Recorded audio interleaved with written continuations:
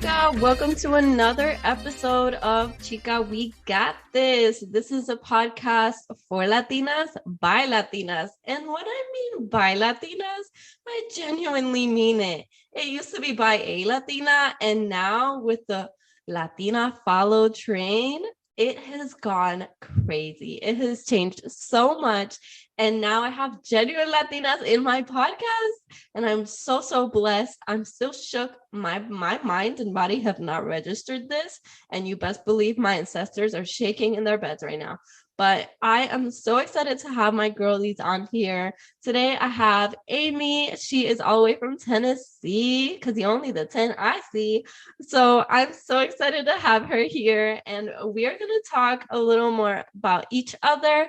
And we're going to dive into just what we're into, what has gotten us to this point in our lives, what has helped us grow, what is putting us back, what is putting us back in our own culture. And we're just going to dive into topics that us Latinas are very interested in. And make sure to follow our girl on TikTok, AMSEXTON_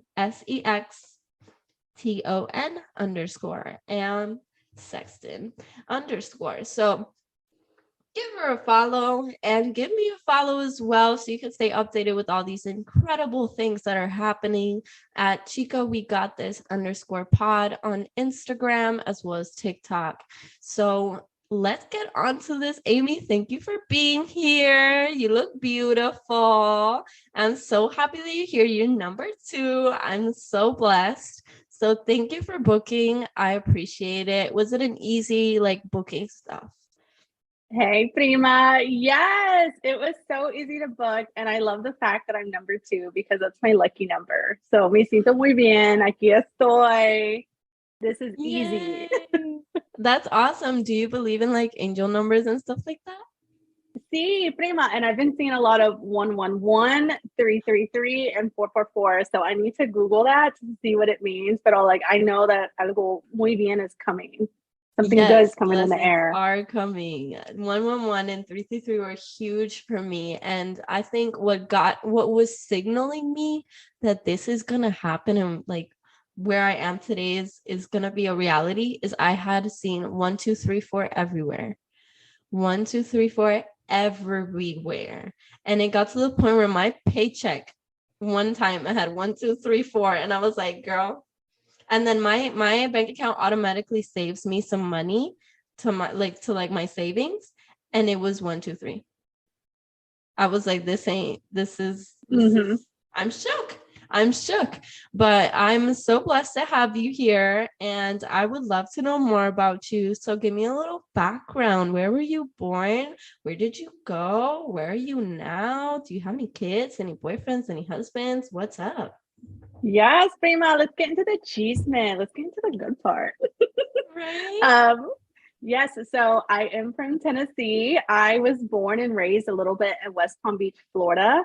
Mi mami's de Mexico. My papi's de Guatemala. They came to the United States. My dad came when he was, I think, 4 years old. My mom came when she was 16. They met in Atlanta, Georgia. There's their love story. They're divorced. That's not a love story, but we moved to Tennessee to be closer to my family, to be closer to my tia and todo, mis tíos también. And I've been here ever since. It's been in a very painful, growing experience being raised in the South. It's a predominantly white area, but I think I learned some very valuable things I definitely would have not gotten anywhere else. I grew up, obviously, aquí estoy. I went to school. I got a degree in hospitality and tourism. I love hotels, but I do marketing now. I actually do social media management for a big global company. I oversee the United States and Canada. So I'm busy. Estoy trabajando. Company, if you're listening, your girl's working. Boss. And then I am married. I have an incredible husband who is an American. So that's why my last name is Sexton. Everybody thinks I'm a white lady until they see me. And then oh my gosh. I know, right? Tengo dos niños también. So there's a quick chisme, quick rundown. Yes, that's awesome. I actually came from Georgia, so I'm an ATL girl. And have you been? Yes, I have a lot of family in Atlanta. They all lived in Marietta, the Wendy Hill exit. If you know, you Of know. course, right? Yes, yes, Marietta. I did a little semester over there. I think it was Gwinnett Community College. I did a semester and I love it. I love it. All my Hispanics are in Marietta and Lawrenceville and everything. So that's awesome. So let me ask you something. What got you to like hop on this? What got you to put yourself out there? It's a very vulnerable thing to do. So what little voice in your head said go for it? For me, I know this sounds really silly, and I think as all Latinas, all of us can relate, is that we grew up in a society where we didn't really see ourselves on TV. Like we did, on Univision and Telemundo and channels that were made for us. For those of us that were growing up in the US, we weren't represented. We didn't see us. And so, Mm-hmm. even if it's a small platform like TikTok, being in this Latina follow train, seeing my feed look nothing but people that look like me and talk like me and that are me made me realize like this is important. As just as simple as just a get ready with me, but there's someone somewhere that needs to see that needs to be like they look like me because growing up in the South, I've been in the room one too many times where I was the only brown person in the room. Dang, girl, you're trailblazing out here. Yeah, I mean, we're breaking all of it, generational barriers. Aquí estamos, like they don't realize we're not Yeah. represented enough. Exactly, exactly. So we're both doing some crazy things. Well, to our ancestors, it'd be crazy, but right now we're just doing things that our generation does and requires quite unos cojones, you know. So we're Yeah. doing it. We're doing it, and we're doing great. We're doing great. Let me tell you that. So I would love to know kind of what was it like growing up like Latina for you? What was something that kind of maybe something you remember that kind of made you remind yourself or face the fact that you're Latina? Because a lot of us are like, no, I just don't want to be a part of that. I don't want to even like partake in my culture. Like I'm over it. Can I just go to this party? Para que tengo que ir a la carne asada? Everyone on there's just gonna talk BS about me. What kind of made you Mhm. accept who you are? Coming back to the South, and if you're listening to this, it's not worth being traumatized. Go elsewhere. But at one point growing up, the only Hispanos in the school were me, my hermana, and my prima. And so growing up, there was always that weird, right? I know. That's Growing up, it was crazy. always, I knew I didn't fit in. So I always tried my hardest to like dissimulate. Is that how you say it? Is it como se dice? I didn't, Disassociate, just yes, I didn't exit. want to. I was, and we all talk about it. We were embarrassed to be Hispanos. We're embarrassed to have our dark hair and our dark skin. And, why do you eat like that? I have this memory in seventh grade. Um, someone, I think every state is different. In Tennessee, they're the TCATs. There's those state tests you have to do. And mine said Oh, Hispanic, and this girl goes, "What does that even mean?" And I was so embarrassed. I told her, "I don't know." I And don't know. so finally, I went to church. I was with people that were my culture, but like that's only a small portion of your life that you're with these people. Every other time, like college, high school, middle school, all my friends are white. I'm the only brown person. And then I am a Mhm. white passing Latina también. So like I don't look as brown as everybody else, but I still felt out of place. And they would still make me feel out of place when they're super thin and I'm not, because us Latinas, we have curves, Mhm. like I have hips, I have boobs, but I don't fit, it just always felt different. And I remember just one day being like, I've just had enough. I should embrace the fact that I'm different. I should embrace the fact that I have this beautiful culture and this beautiful music and that I am different. Why am I trying to hide this to fit in with these people that in the first place don't even want you. And not saying that Yeah. like, my friends were racist or anything, because they weren't.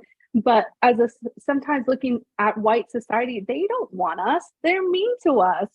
Look at, Mm-hmm. my mom was illegal for most of my life. My papi, he had his papeles and everything. But just seeing how like people in the community would talk about immigrants, and even the like things kids would say to me, because they're getting that hatred from their house. I was like, they don't even want me. Mm-hmm. So if you don't want me, then I'm gonna embrace who I am, and in a community where I feel loved. And even as an adult now, I'm 27 years old. I'm very fortunate to work for a global company that celebrates diversity. And so even on when I first joined this company and I started on this team, I had somebody who was another Hispana on the team. And I got promoted. I moved to a different department. And in my department, my team is all in Nicaragua. And I love it because I get in these meetings, we're speaking Spanish, we're laughing, we're joking. And I was like, this is where I need to be. These people celebrating our culture. And like I'm a Pisces moon, I'm about to cry, but like I just feel like I belong. And it's like I spent so long trying to fit in white society. It's like, no, we need to sit here and embrace who we are and celebrate it. Why are we hiding it? Yes, yes. Why it's so beautiful. They just and you're just sitting there saying like, oh, they take our food. That's all they want. That's all you want from me is the food, and then you want the women, and you don't even embrace where the women come from, what they're made of, what values they have. It's kind of sad to see how, like, I moved to the States when I was 16, and I moved to Georgia, and I moved to Cumming, Georgia. And you best believe Cumming, Georgia is not Hispanic. It has a big community, but it's like hiding. We all met at church. Ahí tú los ves. Ahí están Mm-hmm. todos juntos. Pero outside of that box, you're not gonna see them. You're not gonna see them. In my high school, there was a tiny little Hispanic group, very small. In my own class, I didn't see anyone, but it's just crazy to be walking around these halls and being like, why do I even myself make myself feel like I don't deserve to be here? Like, this is not my space. Like, I have to be different. When everyone else walks around here and feels and owns themselves and feels like, okay, I am this person, accept it, done. No, I have to be like, I'm this person, but I have to push harder for you to see me the way I see myself, you know? So it is a struggle. It's a struggle bus, and we're on this struggle train, but thankfully we're all on the train together. So Yes. if anyone tries to push us down, honey, it's too heavy up in here. Nothing's moving. Nothing's moving. We're moving forward. You can stay in that station hoping that we're gonna budge. No, not anymore. Not anymore. That's over with. So that's what we're doing here, is breaking these generational curses. Do you know of one that you're like, I'm so sick and tired of my own culture, my own people, my own family doing this or that? Because I know that, I think I did a TikTok the other day, and I was like telling what was it? I was like saying something about depression, and they were like, and my family was like, what is that?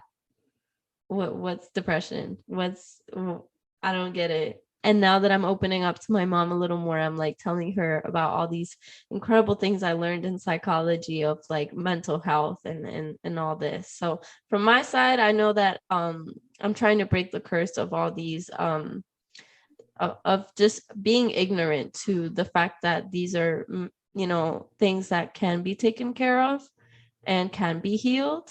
So is there something that you can think of?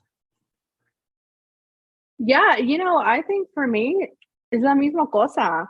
Growing up with a parent who was illegal and a dad who was present but wasn't present, if that makes sense.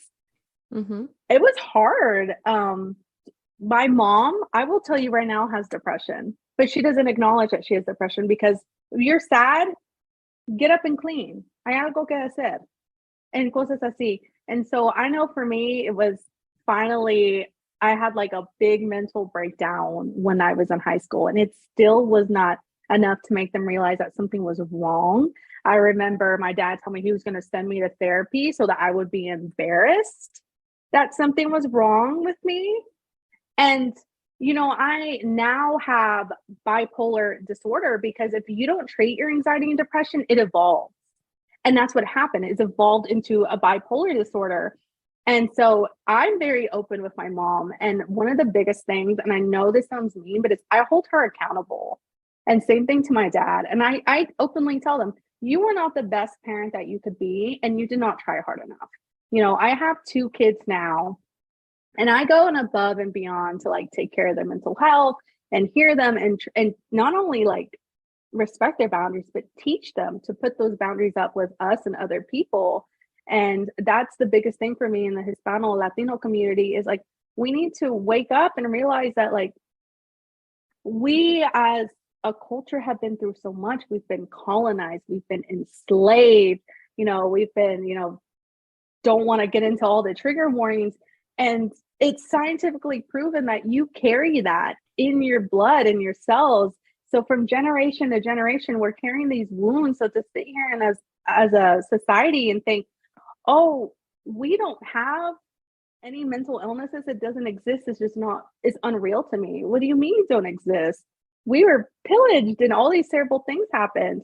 And then my family's from the ranchito, like they grew up with poverty, not always knowing what they're going to have. My dad has an even sadder story of like his mom brought them to the US because she was dying of ovarian cancer. She used her last days to bring them to the United States because she knew they would die in Guatemala, or worse, honestly. There's things worse than death. So it's like, how are you sitting here telling me that all this I'm saying that I'm feeling isn't real when I know you feel it too? It's important to have those open conversations. And I hold them accountable to this day. Like, you weren't a present dad. You guys didn't try hard enough, because how is it that I have 2 kids and I try and I try and I try and I do all these things differently so that they can have a different life? They can have something better. It's about listening and acknowledging. And I hold it. I mean, I just had a conversation with my abuelito también. I was like, I'm gonna hold all of you accountable, because if you don't get uncomfortable, you can't learn. And I know what makes you uncomfortable and you're in the state of denial, but like it's time that all of us open up and have conversations. Exactly. Yes. Get it out, girl. Get it out. It's years of frustration. It is. And I mean, same thing with, I see a psychiatrist, and then I just stopped seeing a therapist because I made the decision that I wanted to talk to a Latina therapist, because it's when you talk to people that know the culture, it's easier to make sense of. Because I would talk to her, she'd be like, what do you mean? I'm like, okay, no, mean, never mind. Yeah, I totally get that. I have had so many conversations with my mom that I'm like telling her, as I said, I think my last semester was the most impactful because I took this what was it? What was the name of the class? It was like about diagnosis, and we had to learn kind of what the process is like and actually do a diagnosis. And the case that I was given it hit home because it was literally my mom. It was literally my mom. And I was like, does my mom have bipolar disorder too? Like, it would make sense. I'm not a professional, so that's why I was like, Mom, I really think you should like look into this. And she's like, yo no estoy enferma. Y yo dije, I never said you're sick. I never said that. What I'm saying is that there's help for the things that are hard to manage when you're alone. Because don't you wish you had someone that was there for you that could just hear you and kind of explain why you might be crying more often, and why when you're really high, it's so amazing and so just you're just so happy, and then when you're low, you are in the lowest of the pits. Wouldn't it be nice to hear someone tell you that makes sense, that has a reason, so I tried to open up to her about this. She was like, yo no estoy enferma. But after explaining a little more and showing her I didn't do all this schooling for no reason, Mm-hmm. She opened up and she was like, okay, I might just consider that, because it would be nice to have someone to hear me out that doesn't know who I am and doesn't understand, like, hasn't been there for, and yo no soy tu terapeuta. Eso lo que yo le dije. I'm not, I can't be that for you. I can't be that for you because I have a bias, first of all. And second, yo lo que tengo son 23. Yo no soy una profesional. So Mm-hmm. it's nice to hold them accountable. Exactly. And then when you, at least when I did, my mom was like, no, claro, todo es culpa mía. Todo es culpa mía Mm-hmm. porque la que te crié fui yo. Así que todo es culpa mía. Así que tú saliste así por mi culpa. Y yo estoy así porque no sé, porque no me quieren, porque no me aceptan como soy. Es un lío. And it's not that I don't partake anymore, but I keep my distance to feel safe. So I'm here with you on that, girl. Mental health is something that just needs to be, we need to unfold that kindly, because they are people that were once kids that went through their stuff. They have their trauma. That's why they are the way they are. So Mm-hmm. I that's why I've learned to treat my mom with a little more kindness and not be so hard on her, because it all comes from a trauma that she doesn't want to unfold. A lot of our parents do not want to unfold what they went through. It'd be helpful, Mm-hmm. but it's okay. It's up to them. Todo tu tiempo. But I have seen that it's really nice to partake with your parents and kind of do little activities sometimes. Like I tried with my mom. I got a little plush squishmallow as a gift, and my mom came to help me move, and she saw the squishmallow and she was like, I love this. And she hugged it and she was like loving up on the squishmallow. And I was like, you want it? And she kept it. And then I saw that she took it to Puerto Rico and she still had it. And I was like, Mom, I don't see you using it. Like, do you want me to take it back? Like, I'm not going to waste a squishmallow. It makes me sleep so well. And she's like, no, I actually use it all the time. Oh. And she thought I had taken it when I left this past Christmas. And she comes back and she was like, you left me my squishmallow. Thank you. And I'm like, okay. I'm glad that you're loving it. And with that interaction of me, like, kind of just playing with her little, like, younger self, I can see that she's opened up a little more to me. And she's like told me a little more stuff and been like, I just love a little more love, and I love little plushies. And so we sat down, which is rare for me, to sit with my mom and, like, cuerpo a cuerpo, like laying down. And like we were scrolling through Amazon trying to find her a cute little squishmallow. I don't bond with my mom like that. So sometimes we gotta open their inner child to, help out wherever we can. But I am definitely, girl, I have so much to say about that topic. So much, so I much. know. You do three parts on it by itself.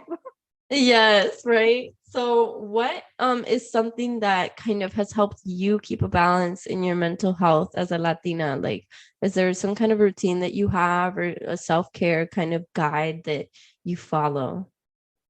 Yes. And so I'll give you my bipolar self routine, but I think it works for anybody. And that is you got to make sure you get enough rest. And I know that's the hardest part. That's the part I struggle with the most.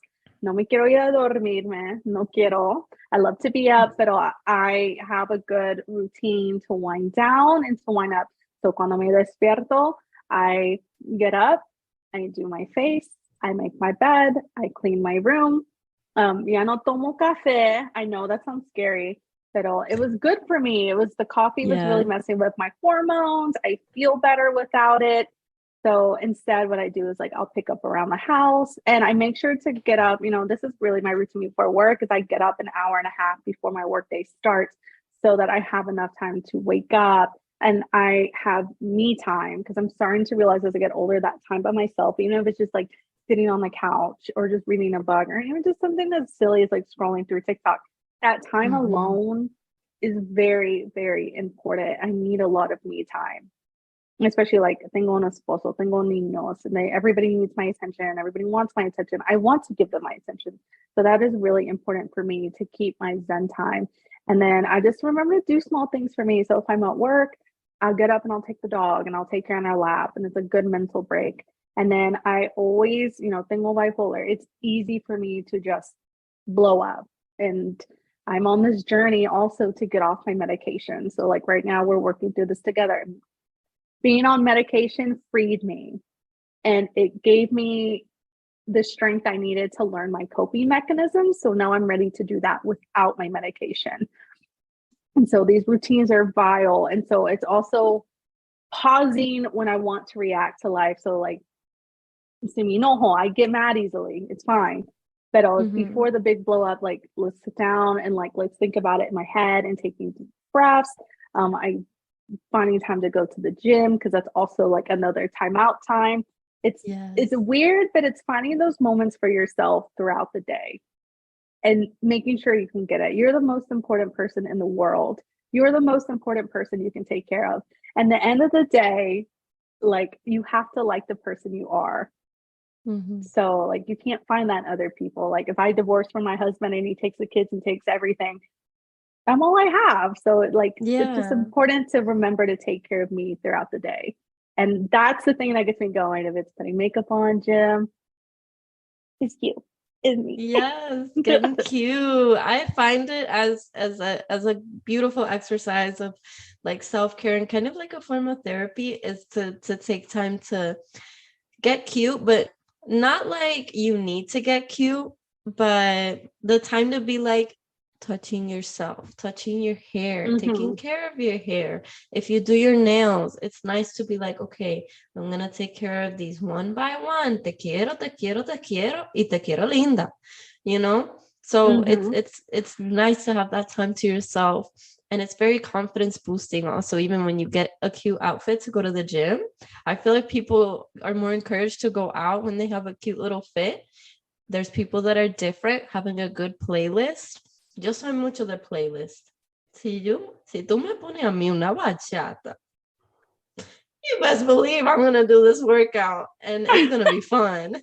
So yes, doing the right things, and understanding yourself and how you function. So when you say being on medication free me, tell me about that. What does that mean? Because there are some girlies out here that might be going through the same thing and might be, I would love to, that phrase. I love it. So tell me about that. Yeah. So, when I started this journey, I did therapy in my early 20s and then I stopped. But it's because, life got in the way. I became a mom, I got married, life happened and I just didn't find time Mm-hmm. for it. And while I didn't find time for it, my anxiety and depression involved into that bipolar. So now, like you talked about those highs, I was having those highs, I was having these lows, and I didn't feel like me anymore. And so I went out and I found a great psychiatrist who's absolutely changed my life. And, we got on the medication, and for the first time, and who knows how long, being on that medication made me feel good. It made me feel like Mia. Cause like this, I felt like a monster yelling at everybody and being crazy, but I was like, but I know that's not me.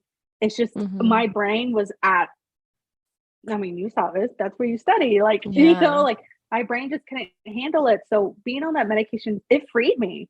And so I knew from the long term, I told my doctor, I was like, I don't want to be on this medication forever. And she goes, that's fine. If you don't, I recommend you do, but if you don't want to do that, let's make a plan. Let's get on this medication. Let's learn coping skills. So at the time I got the therapist. And so we like went through routines. We talked about like what to do when you get really angry, because being on that medication freed my mind from being stressed and always going at 100. It allowed me to practice the coping mechanisms and to learn how I needed to be, so that when we got off the medication, I knew what I needed to do to like, and again, this worked for me, what I needed to do to be okay, to feel like me, because at the same time, the medication was also stealing who I was.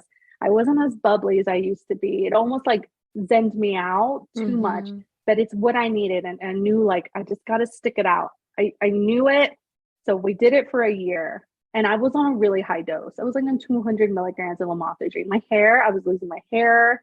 It was, the physical effects were awful, and I knew it, but I was like, but if I got to stick it out, I got to stick it out because like no me puedo poner mensa.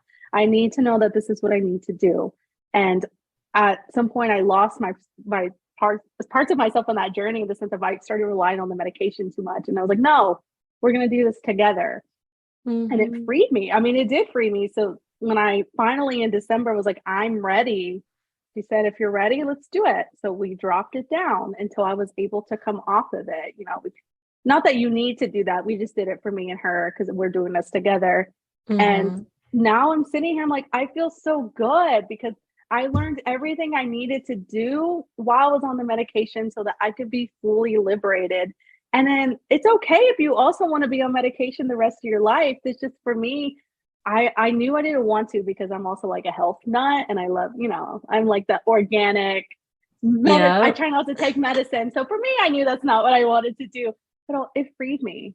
And I would do it again. If I felt myself losing myself, I would 100% get on medication again. There's something so liberating about, like you said, understanding it's not you, and that is just like, I don't know how to explain it. You said it best, but it's like, this isn't who I am.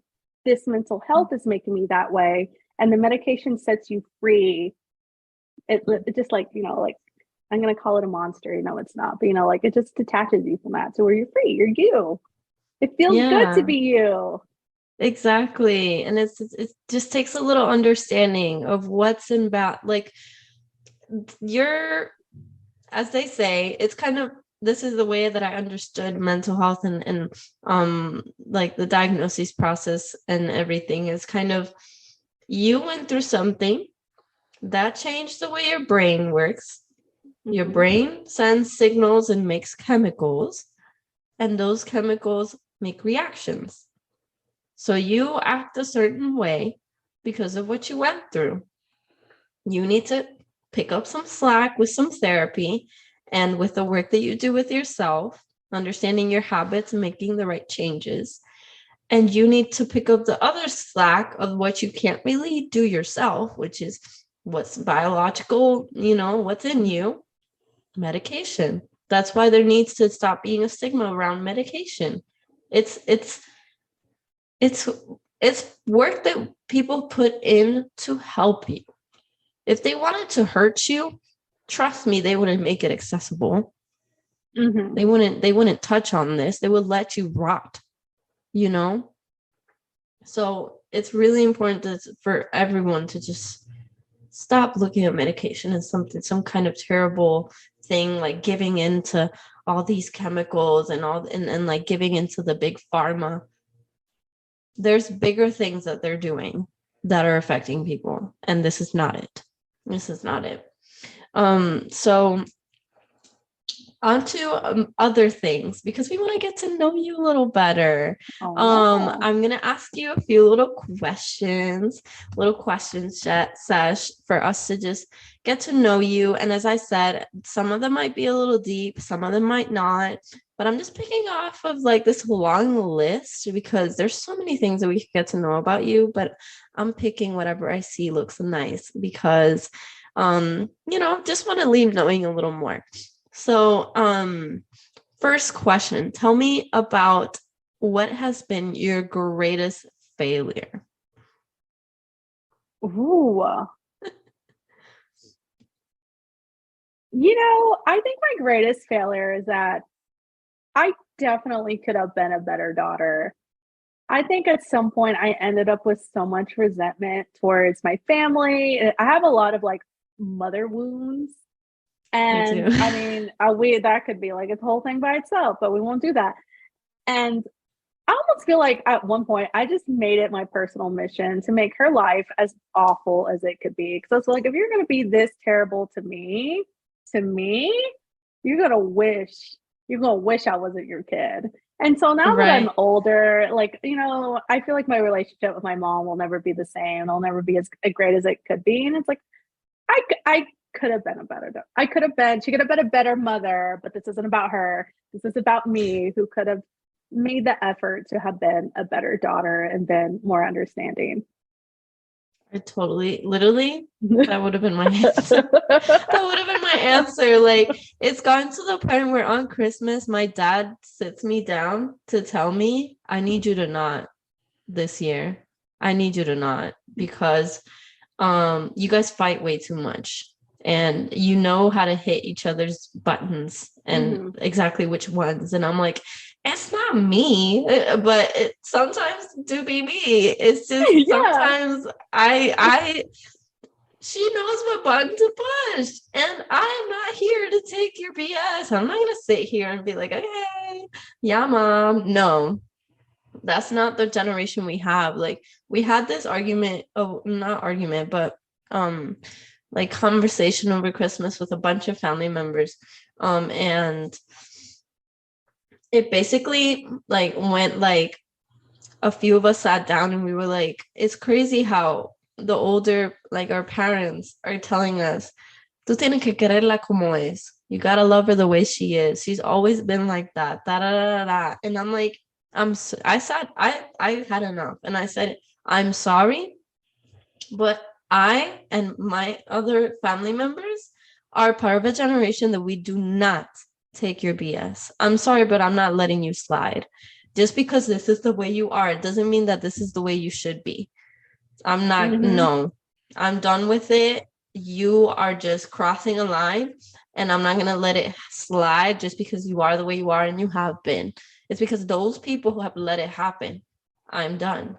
I'm not sliding with that. I will call you out. So, and then I'm the bad guy. But I'd rather be Yeah. the bad guy and protect my energy than be la pendeja. So, we're gonna go with that. But okay, next question. So, what is a skill that you hope to learn, and why do you want to learn that? Oh, you know what I've been really working on is budgeting. And Ooh, that's a skill, right? And I think it's because, I grew yes. up poor and and grew up, I was, as a first gen, or at least for me, like my parents weren't financially savvy. So I never grew up with that. Mm-hmm. So now I'm almost 30 years old and I'm like, I should probably be learning to like invest and how to like really budget, because it's like, how is it that I'm successful when I have all this money and then I still sometimes feel like I don't have money, like I'm doing something wrong. So I've been really Yeah, working on that too. That's also a other segment. of course. And there are Latinas helping us. I met with one, I think it was Jen Lara, and she is like a financial advisor. And honestly, the best thing I got, the best phrase that like kind of got in my head was, money is energy and you have to Mm-hmm. attract it. So I love that. But budgeting is not easy. It is a talent. And I grew up around that as well, where I just didn't learn. I don't know about money. I'm learning now by myself about taxes. I'm learning now about like interest and investing. And it's just like, it has definitely put a dent in my current, situation, because I don't know how to manage it. And it's gotten to the point Mm-hmm. where now I'm writing down every single cent I have to my name. So, budgeting, girl, I'm here with you. I'm here with you. I The found struggle. this cute little notebook at TJ Maxx. It's like a calendar, and the first two pages is a habit tracker and a budget tracker. And the budget tracker has like literally everything I needed. And it was like an $8 notebook for the whole year. Very cute. So highly recommend. I put everything down there and I've already seen some savings. So writing it down maybe is the first step. That wouldn't hurt to look at it. I'd be like, estamos malo. But anyways, okay. So another question I have, how do you measure success and why? I know that a lot of times we are influenced, our success and what we think is success is measured by like how we grew up and what our parents thought was success. So has that changed for you? And if so, what does it mean to you now? Oh, that one's kind of hard. How do I measure I feel like I'm success? doing interview questions like Oh, I'm Like, gonna get good hired. job. Oh god, I would not You're wear this all to a job hired, don't worry. interview. Ah! um, how do I measure success? I'm really corny. Back to the mental health Yeah. thing, but I measure success based off how I feel. And I think it's because, you can get promotions and be miserable in your job. So, like, emotionally, you're not successful, but like outwardly, you're successful. And then sometimes it really is just like the small things. It's like, I did this and I feel better. So it was worth it. It was successful to me. And sometimes that success does come with like financial benefits or like, oh, I got a new car or things like that. I just, like you said, everything is energy and it's an exchange. And it's like, so if I did this and I feel good, and wow, you know what? But we can go a different direction, like with drugs and stuff. But that's why I said there's like other things. It's like, do I feel good and was it good for me and it had a positive effect? Yes. Hmm. So Okay, corny, I awesome. know. Awesome. No, girl, that's you. That's you. That's awesome though. I want to jump into as we're wrapping the episode more about what can you give us Latinas, to help us? Given the experience you have a very important job, and you have a job that you're very proud of. And what can help us kind of get to where we want to go, especially us in the Latina train, that we all have like a little bit of a similar ground of like supporting each other and getting by and getting through to the other side. So, what's something that you could tell us, or even you can tell your younger self? I have two nuggets of advice.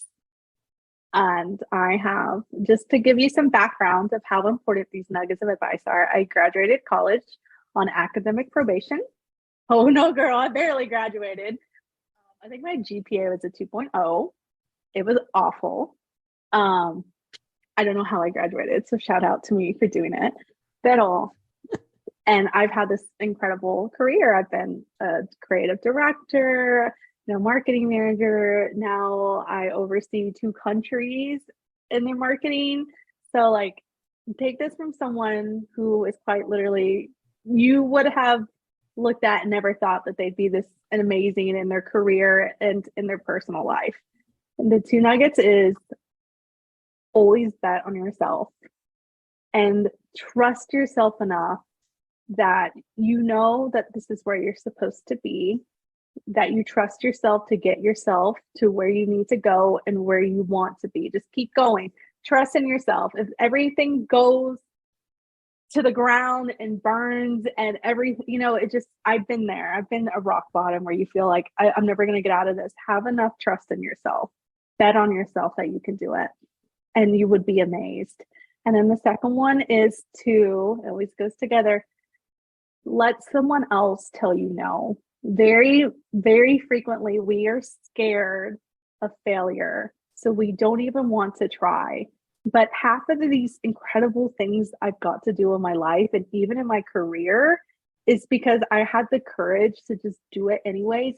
And quite literally, for like the role I have now, when it became opened, I pinged the person because the person got promoted. I pinged them and asked them about it. And they're like, oh my gosh, you should apply. So imagine if I would have not done that, I wouldn't have this amazing opportunity. So let someone else tell you no. Apply for that job. If you're not qualified, the company will tell you. Open up that business. I mean, if it ends up failing, okay, but at least you tried. Don't stop yourself from trying amazing things because you'll never know what's going to come out of it. Yeah. Just do it. Bet on yourself and let someone else tell you no. I love that. I love that. I had a boss actually tell me the second one because I put myself on a place where I was like, I don't think I can do that, or I don't think it's gonna go very well. And he said, let me be the judge of that. Mm-hmm. Give yourself a chance. Let me be the judge of that. Okay, that is awesome. I love those. I love those. I love them. That's awesome. So, you are a very wise person. Very Oh, wise. yes. So, What is there someone that has inspired you to be this wise, or someone that you would say this person, if it weren't for them, I wouldn't be where I am? No. It could be You know yourself. what? Yeah, and I'm gonna be very honest in saying that, like, nobody ever came to save me. My parents didn't, it just nobody. All of this is quite literally from personal experience. Ever since I was young, everyone's like, "Oh, you're such an old soul," and I'm like, "Ha ha ha!" It's the trauma. Literally, I've gotten that Like, so many times. It's traumatized. the trauma. The trauma. Thank you. Thank you. Gracias mucho para reminding me. Pero, Yeah. and that's why I'm saying like this experience you went through are important, but it was myself. And then I met my husband and he was on this similar journey. Like he is like a very beautifully, tragically backstory. And it was kind of like we were, like partners, like hop in, let's do this together. Like, come on, Barbie, let's go party. And we always say that nobody came to save us. We saved ourselves. And that's why I'm telling you, sometimes you're the only person in your corner, and that's why you've got to bet on yourself. Have your own Yes, back. exactly. Because at the end of the day, you came to this earth alone. You're leaving alone. Ain't no one gonna go with you. Everyone's gonna Retweet. bury you and watch you and then leave. Yes. So yeah, yeah, I agree. That's awesome. And how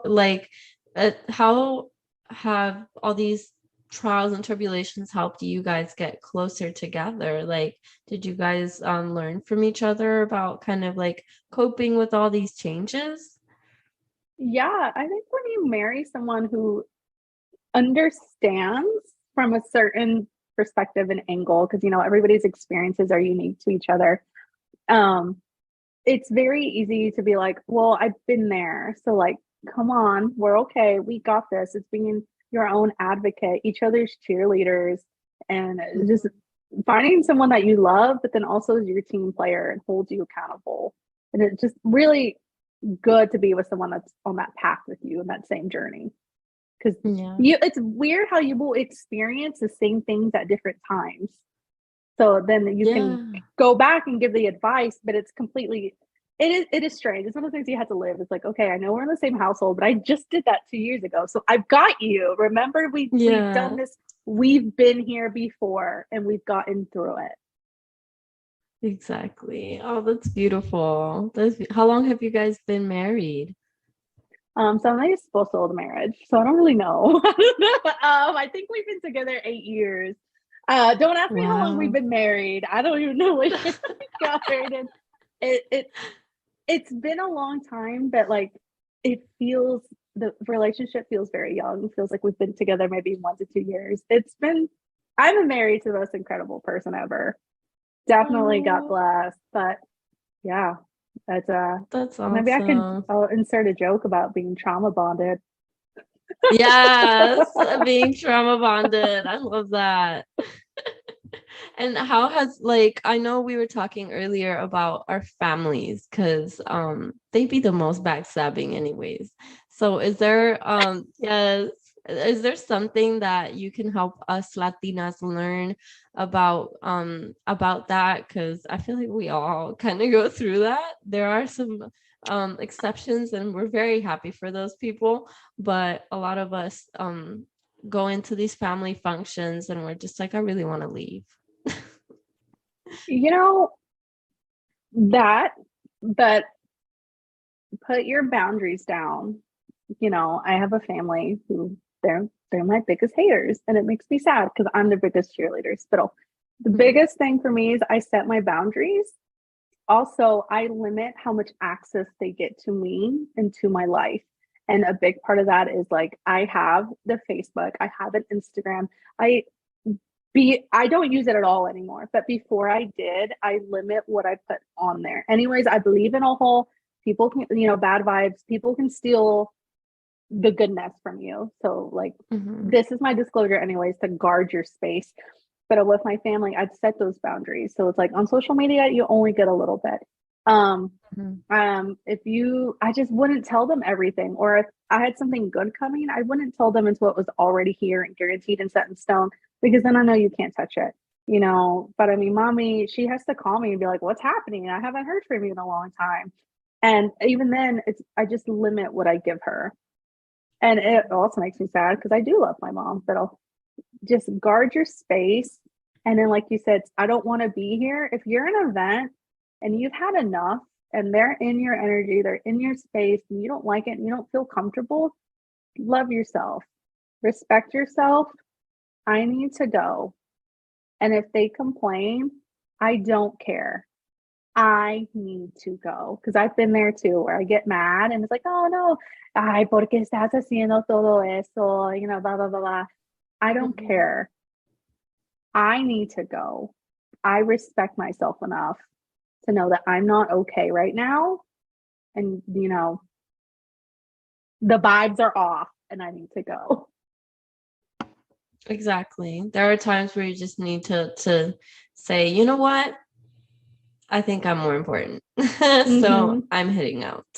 Yeah. And you gotta be strict with them. You gotta put your foot down. And it can be hard for certain people because manipulation can be really tied, really, really very well managed and very well thought through. But you need to be stronger than them. And that's something that I think we're about to build, a lot of us, with this movement. So I'm very, very happy that I have met you, Amy. I'm so glad that you were here, and I wish you literally the best. And I'm gonna hit you up. Yes, prima.